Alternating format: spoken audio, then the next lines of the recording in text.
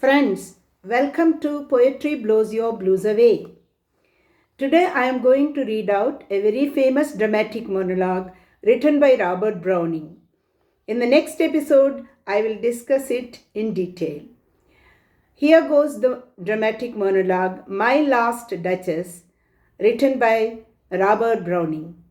That's my last Duchess, painted on the wall, looking as if she were alive. I call that piece a wonder. Now, Frapp Handoff's hands worked busily a day, and there she stands. Will it please you sit and look at her?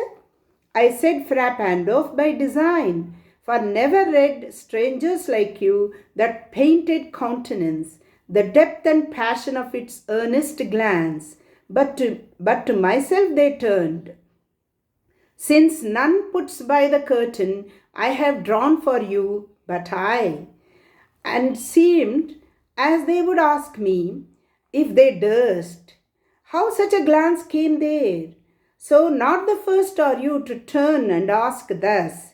Sir, it was not her husband's presence only called that spot of joy into the Duchess's cheek.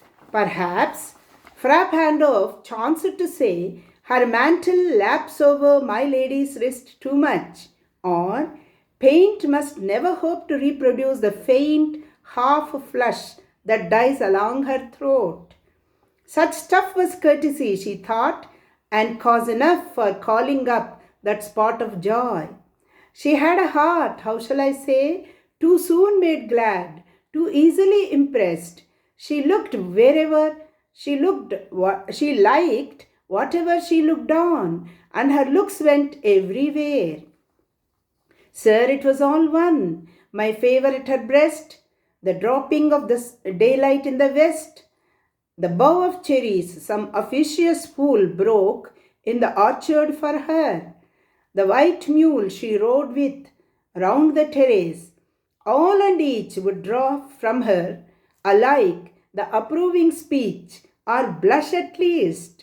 She thanked men, good, but thanked somehow, I know not how, as if she ranked my gift of 900 years old name with anybody's gift. Who would stoop to blame this sort of trifling? Even had you skill in speech, which I have not, to make your will quite clear to such an one and say, just this or that in you disgusts me. Here you miss or there you exceed the mark. And if she let herself be lessoned so, nor plainly set her wits to yours, forsooth and made excuse, even then would be some stooping, and I choose never to stoop. Oh, sir, she smiled, no doubt, whenever I passed her, but who passed without much the same smile? This grew, I gave commands, then all smiles stopped together. There she stands as if alive. Will it please you raise? Will it please you rise? We will meet the company below then. I repeat, the count your master's known munificence is ample warrant that no just pretence of mine for dowry will be disallowed, though his fair daughter's self, as I avowed at starting, is my object. Nay, we will go together down, sir. Notice Neptune, though, taming a seahorse, thought a rarity, which Claus of Innsbruck cast in bronze for me.